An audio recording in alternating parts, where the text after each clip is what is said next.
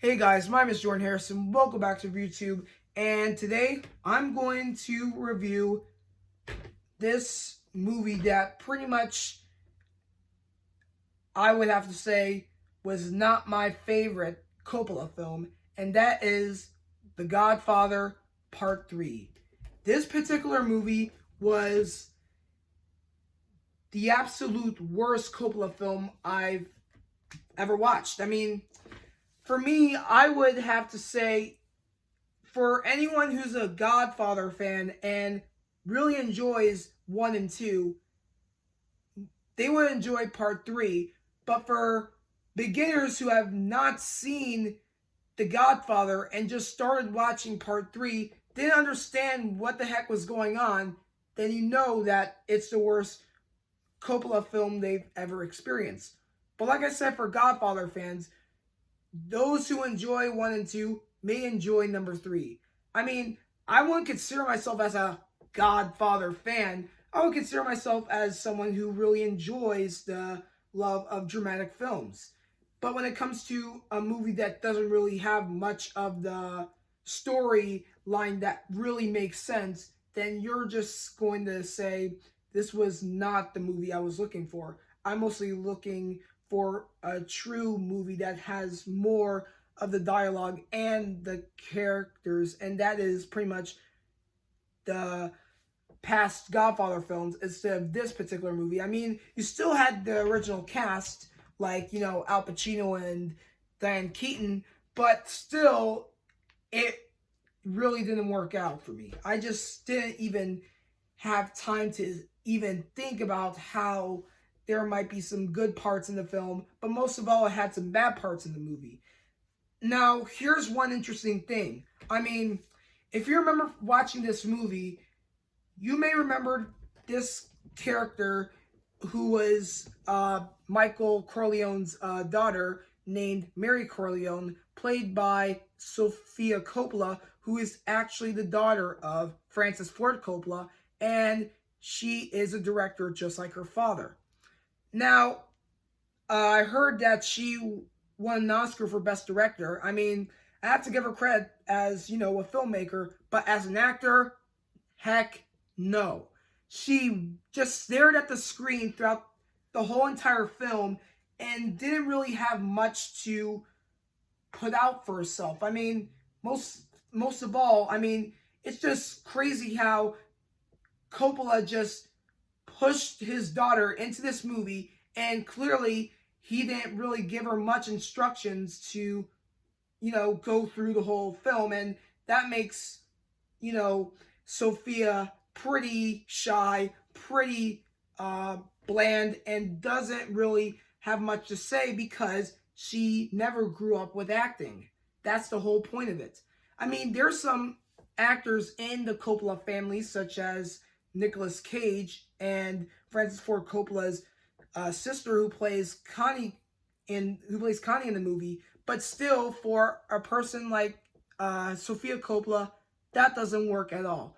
It's just like having an NBA basketball player in a movie playing basketball with a bunch of Looney Tunes characters, and that's where you have the title Space Jam, and that's what makes the sequel super bland because of LeBron James acting. But yeah, anyway, for this movie, again, I just don't give credit to it. It really made me super confused because of what they were saying about Michael Corleone's life as this old man who doesn't really have much power, but then he has a nephew named Vincent Corleone, who is actually Sonny's son, played by Andy Garcia. I wanted to see more of his character, but mostly we had to focus on Michael because, he's the main character. And we're just like, can we just talk more about Andy Garcia's performance, because we could see him act just like his father, Sonny, and I just didn't really understand what the whole point of the movie was with, Michael trying to give up his role as Godfather, and all of a sudden you have his nephew, Vincent Corleone, who's trying to, bring back the illegitimate effects in the mafia.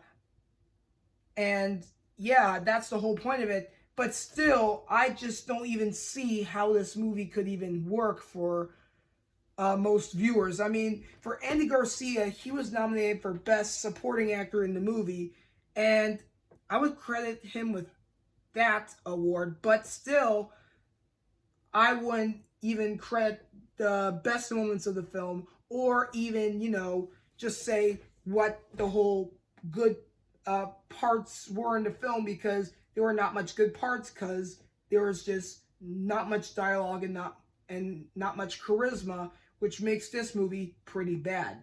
For number one, we introduced our characters and introduced our cast. I mean, in the first movie, you had Marlon Brando played Don Corleone. You have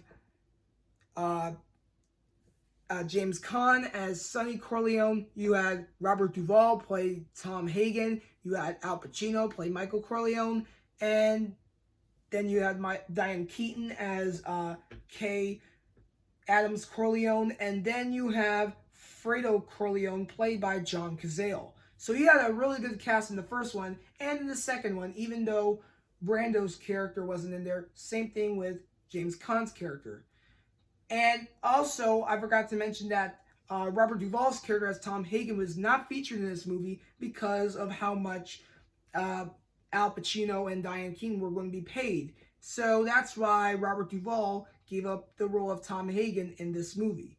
And what they said in the movie was they just said how Tom Hagen died and didn't really have much details about how he died. I mean, in one of the Godfather books, I found out that Tom Hagen was, kidnapped by a Corleone mafia member who was a traitor, and pretty much the traitor killed Tom Hagen by putting him in a car, pushing the car in the water, and letting Tom Hagen drown, and pretty much no one could find the body anywhere. So that's how Tom Hagen dies.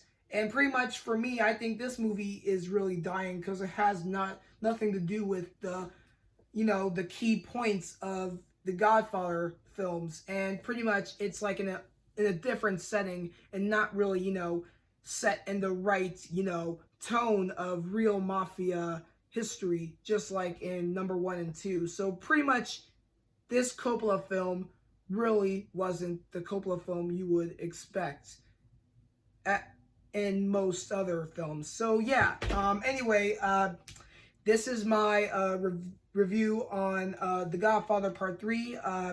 Like I said, this was not my favorite Coppola film. I'm sure most of you Godfather fans enjoyed this movie.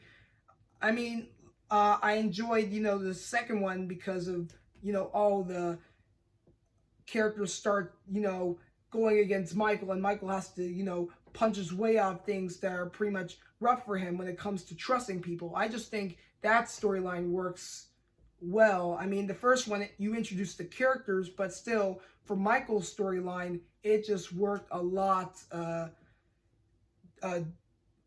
broader and not so simple in a way. But yeah, anyway, as always, please give me that thumbs up, subscribe to my channel, go on notification bar if you not want to miss a video I post, and comment down below who your favorite character is in the Godfather films. Thank you guys for watching my video. Take care, and I'll see you guys next time.